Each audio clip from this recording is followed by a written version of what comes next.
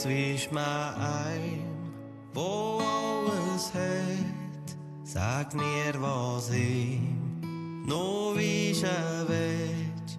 Er braucht weiss Gott, kein Gold, kein Geld. Nein, das ist nicht, was ihm noch fehlt.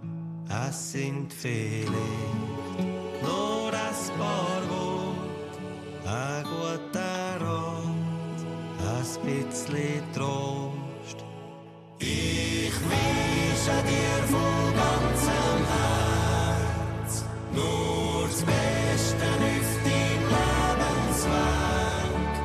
Neben Gesundheit und viel Lebensfreude, ein Haufen Glück und Zufriedenheit. Ich wünsche dir einen festen Tritt für die Berge, wo du noch besteigst.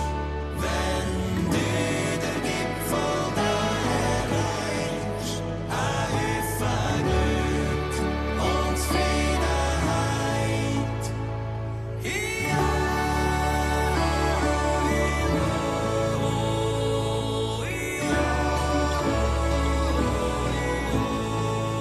Fragst du einen Mann, einen alten Mann, ob er dir das Glück beschreiben kann, sagt er, es ist nicht immer das Gleich.